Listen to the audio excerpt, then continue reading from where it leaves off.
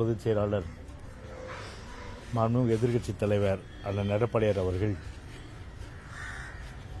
கழகத்தினுடைய வெற்றி வேட்பாளர்கள், அதாவது தமிழ்நாடு மற்றும் பாண்டிச்சேரி, புதுவை மாநிலம் உட்பட வெற்றி வேட்பாளர்களை அறிவித்து, அது மட்டுமில்லாமல் தேர்தல் அறிக்கை 2024 நடைபெறவுள்ள பாராளுமன்ற தேர்தலில் அனைத்து இந்திய அண்ணா திராவிட முன்னேற்றக் கழகத்தை பொறுத்தவரை என்னென்ன வகையிலே மத்திய அரசுக்கு அழுத்தம் கொடுக்கும், அதே போன்று எங்களுடைய அந்த ஒரு ஸ்லோகன் என்று சொல்லக்கூடிய கோஷமே திமுகவால் தாரை வார்க்கப்பட்ட உரிமைகள். அதாவது திமுக கடந்த 17 வருஷமாக அந்த உரிமைகளை மீட்காத ஒரு நிலையில், தமிழ்நாடு அந்த உரிமைகள் இழந்த நிலையில், அதாவது தமிழக உரிமை மீட்போம், தமிழ்நாடு காப்போம் என்கின்ற அந்த ஒரு ஸ்லோகன் என்று சொல்லக்கூடிய அந்த கோஷத்தை முன்வைத்து தேர்தல் அறிக்கையும் அதன் அடிப்படையிலே ஒரு பிரமாதமாக தயாரிக்கப்பட்டு இன்றைக்கு நம்முடைய கழகத்துடைய பொதுச் செயலாளர் அண்ணன் எடப்பாடியார் அவர்கள் இன்றைக்கு இதே புரட்சித் தலைவர் எம்ஜிஆர் மாளிகையில் இன்றைக்கு தலைமை கழகத்திலே வெளியிட்டிருக்கின்றார்கள். எனவே பொதுவாகவே 17 வருடம் திராவிட முன்னேற்றக் கழகம் ஆட்சியில் இருந்து, அதாவது ஒரு உத்தரவு போடுற இடத்துல 17 வருஷம் இருந்தாங்க. ஆனால் உத்தரவு போடுகின்ற இடத்திலே 17 வருடம் இருந்து மாநிலத்துடைய உரிமை மீட்க எந்த விதமான நடவடிக்கை எடுக்கவில்லை. உதாரணத்துக்கு அவருடைய அந்த தேர்தல் அறிக்கை என்பது அரைத்த மாவை அரைப்பது. அது மட்டுமில்லாமல் ஆகாயத்திலே கோட்டை கட்டுவது போல ஒரு கற்பனை கோட்டையை தான் இன்றைக்கு முதலமைச்சர் ஸ்டாலின், இன்றைக்கு திமுக அந்த தேர்தல் அறிக்கை இருக்கின்றது. குறிப்பாக ஒரு மாநிலத்தின் நலன் என்று சொல்லும்போது எமர்ஜென்சி காலத்தில் பல்வேறு மாநில உரிமைகள் எல்லாம் அன்றைக்கு மத்தியிலே கொண்டு போடப்பட்டது. உதாரணத்துக்கு சொல்ல வேண்டும் என்று சொன்னால், ஒரு கல்வியை பொறுத்தவரை அன்றைக்கு மாநில பட்டியல் இருந்தது. அது பொது பட்டியலுக்கு அது அன்றைக்கு இருந்த பிரதமராக இருந்த திருமதி இந்திரா காந்தி அம்மையார் அவர்கள் அன்றைக்கு கொண்டு போனார்கள் எமர்ஜென்சி காலத்தில். ஆனால் என்ன செய்திருக்க வேண்டும் திமுகவை பொறுத்தவரை? இவர்கள் மத்தியில் ஆட்சியில் இல்லை என்றாலும் கூட பரவாயில்லை, ஆட்சியில் இருந்து கொண்டு 17 வருடம் அதனுடைய ஆட்சியினுடைய அந்த பலன்களை பலாசூலை போல அனுபவித்து விட்டு, அதன் அடிப்படையில் ஒரு இப்போதான் ஞானோதயம் வந்தது போல நாங்கள் மாநில பட்டியலுக்கு அதை கொண்டு வருவோம் என்று சொன்னால், இது தமிழ்நாட்டு மக்களில் காதிலே பூ சூத்துகிற வேலையாகத்தான் நிச்சயமாக அந்த தேர்தல் அறிக்கை பார்ப்பாங்க. ஏற்கனவே 2019ஆம் ஆண்டு நாடாளுமன்ற தேர்தலிலே அவர்கள் அறிவித்த அந்த தேர்தல் அறிக்கையை நிறைவேற்றல. 2021 சட்டமன்ற தேர்தல் காலகட்டத்தில் ஒரு தேர்தல் அறிக்கை வெளியிட்டார்கள். அதையும் அவர்கள் பத்திரம் நிறைவேற்றல. உதாரணத்துக்கு சொல்ல வேண்டும் என்று சொன்னால், இப்போ பெட்ரோல் விலையை குறைப்போம், டீசல் விலையை குறைப்போம், அப்படியே பார்த்தீங்கன்னா தமிழ்நாட்டில் நாங்கள் டெல்லியில் போனோம்னா தேனும் பாலும் ஆறு ஓடும் சொல்லிட்டு அந்த அளவுக்கு ஒரு பொய் சொல்றதுக்கும் ஒரு அளவு இருக்கு. ஆனால் உடம்பே பொய்னா, திமுகவே பொய்னா எப்படி இது தமிழ்நாட்டு மக்கள் ஏற்றுப்பாங்க? அதனால இப்போ தமிழ்நாட்டு மக்களை பொறுத்தவரை விழிப்போடு இருக்கிறாங்க. கண்டிப்பாக வித்தியாசம் பார்க்குறாங்க. அதாவது 2019 சொன்னீங்க, எதுவும் செய்யல. 2021 திமுக தேர்தல் அறிக்கையில் சொன்னல.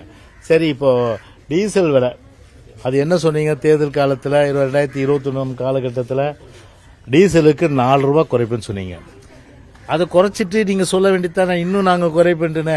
இங்கே உள்ள தேர்தல் அறிக்கையிலே 2021 காலகட்டத்தில் நீங்க வெளியிட்ட அறிக்கையிலே டீசல் 4 ரூபாய் குறைக்கல. சரி, பெட்ரோல் விலை நாங்கள் ஜிஎஸ்டியில கொண்டு வந்துருவோம் அப்படின்னு நீங்க சொன்னீங்களே, அதை ஜிஎஸ்டியில கொண்டு வந்தீங்களா? இல்லை மாநில உரிமை, ஒரு நிதி தன்னாட்சி என்பது முக்கியம். அந்த நிதி தன்னாட்சி என்ற அடிப்படையில் 17 வருஷமா இருந்தபோது மாநிலத்தில் எந்த ஆட்சி நடந்தா என்ன? அது நம்ம மாநில மக்களுடைய நலன், அதை சார்ந்துதான் நம்ம இருக்கணும் என்ற அடிப்படையில் அந்த வகையில் மாநிலத்துக்கு அதிக நிதி நீங்க பெற்று தந்தீங்களா? சேல் டாக்ஸ் அம்மா ஆட்சி காலத்தில் சேல் டாக்ஸ்ல வேட் மாறுச்சு.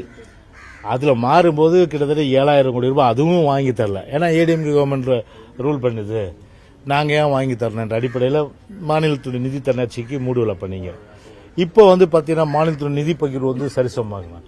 17 வருஷமா இருந்து ஏன் அந்த நிதி பகிர்வு சரியா பண்ணல நீங்க? அதான் இப்ப தமிழ்நாட்டு மக்களுடைய கேள்வி. சரி, கேஸ் மானியம் ஒரு சிலிண்டருக்கு 100 ரூபாய் தரேன்னாங்க. அந்த கேஸ் மானியம் 100 ரூபாய் கொடுத்தாங்களா? சொல்லுங்க. அதையும் வந்து கொடுக்கல. அப்படி கொடுக்காம இப்போ என்னன்னா சிலிண்டருக்கு மானியம் கொடுப்பாங்களாம், பெட்ரோல் விலையை குறைச்சிடுவாங்களாம், அப்படியே வந்து பார்த்தீங்கன்னா எல்லா விதமான அதை மகளிர் உரிமை தொகை 1000 ரூபாய் இங்கேயே வந்து பார்த்தீங்கன்னா 2 கோடி பேருக்கு கொடுக்குறோன்னு சொல்லிட்டு அதில் வந்து சில பேர் கொடுத்துருக்கீங்க. ஆனால் 2 கோடி பேர் கொடுத்தீங்களா நீங்கள்? இப்போ வந்து இந்தியா முழுமையாக வந்து கொடுக்க போகிறாங்க.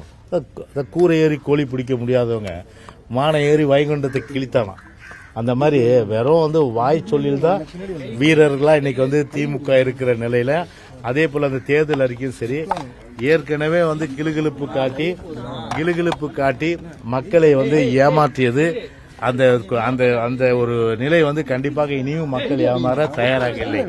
அந்த வகையில் எங்களுடைய தேர்தல் அறிக்கை பொறுத்தவரை மாநிலத்துடைய உரிமைகள், அதுவும் திமுக ஆட்சி காலத்தில் கச்சத்தீவு போச்சு. கிட்டத்தட்ட பார்த்தீங்கன்னா மீனவர்கள் வந்து ஒரு கைது செய்யப்பட்டார் 32 மீனவர்கள். இதுக்கு வந்து மத்திய அரசு பெரிய அளவுக்கு வந்து இவர் அழுத்தம் கொடுத்து ஒரு பிரதமர் வந்து இல்லைங்க நாங்கள் இல்லைன்னா விட மாட்டோம், இதை பார்லிமெண்ட்டை ஸ்தம்பிக்க வைப்போம்னு சொன்னாங்களா? பார்லிமெண்ட்டை ஸ்தம்பிக்க வச்சிருந்தா மத்திய அரசு என்ன பண்ணியிருக்கோம்? பிரைம் மினிஸ்டர் உடனே அங்கே வந்து இலங்கைக்கு சொல்லி நாங்கள் என்னைக்காவது மத்திய அரசை வந்து ஒரு பிரைம் மினிஸ்டர் வந்து ஒரு கண்டனம் தெரிவிச்சிருக்காரா?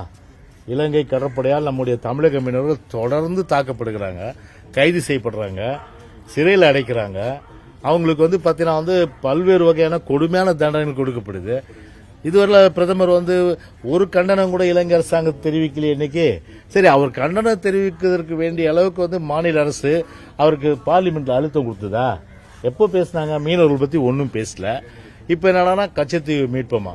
கச்சத்தீவு மீட்பனா உண்மையிலேயே பார்த்தா வந்து ஒரு என்ன சொல்றதுன்னா இவங்களுக்கு வந்து மனநிலை பாதிக்கப்பட்டதை நிச்சயமா சொல்ல முடியாது. ஏன்னா தாரை வார்க்கப்பட்டது 1974 இவங்க அப்பா ஆட்சி காலத்தில்.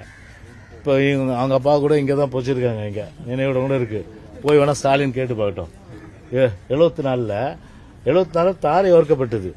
தாரை வார்க்கப்பட்ட கச்சத்தீவை யாரு? திரு கருணாநிதி அன்றைக்கு முதலமைச்சர் அந்த காலகட்டத்தில் தாரை வார்க்கப்பட்டு அதை வந்து மீட்பதற்கு அம்மா வந்து சுதந்திர தினத்தை அன்னைக்கு 91 அமைச்சர் அன்னைக்கு அந்த காலகட்டத்தில் 91 வந்து சுதந்திர தின கொடியேற்றுமே சொன்னாங்க, நாங்கள் மீட்டு தருவோம் சொல்லி விடாம முயற்சி பண்ணி அதன் அடிப்படையில் வந்து அம்மா வந்து அதுக்கு உரிய குரல் கொடுத்து அதன் அடிப்படையில் வந்து அம்மா பொறுத்தவரையில் வந்து அந்த உரிமை நிலைநாட்டுறதுக்கு சுப்ரீம் கோர்ட்ல கேஸ் போட்டாங்க. அது சுப்ரீம் கோர்ட்ல கேஸ் போட்டதுக்கு இவங்க வந்து இதுவரையில ஒரு ஒரு தன்னை இணைத்துக் கொள்வதற்கு கூட அந்த வழக்கில் இணைத்துக் கொள்வதற்கு கூட எந்த விதமான அளவுக்கு வந்து நடவடிக்கை எடுக்கிறாரு. அதே மாதிரி மாநில உரிமைகள் முழுக்க 17 ஆண்டு காலம் மத்தியில் இருந்து கொண்டு திமுக ஆட்சியை பொறுத்தவரை அது மாநில உரிமை பறிபோகின்ற வகையில் தான் அவர் நடவடிக்கை எடுத்தது ஒழிய மாநில உரிமை மீட்டெடுக்கின்ற நடவடிக்கை இல்லை. எங்களுடைய தேர்தல் அறிக்கையை பொறுத்தவரை வந்து மாநில உரிமைகளை முழுமையான அளவிற்கு மீட்டு ஒரு தமிழ்நாட்டு மக்களை பாதுகாக்குகின்ற வகையில் தான் எங்களுடைய தேர்தல் அமைக்க அமைந்திருக்கிறது. பாதகம் செய்பவரை கண்டால் நாம் பயங்கொள்ளலாகாது பாப்பா, மோதி மிதித்து விடு பாப்பா, அவர் முகத்தில் உமிழ்ந்து விடு பாப்பா. அண்மை செய்திகளை உடனுக்குடன் தெரிந்து கொள்ள இணைந்திருங்கள் இயம்நாடு தொலைக்காட்சியுடன்.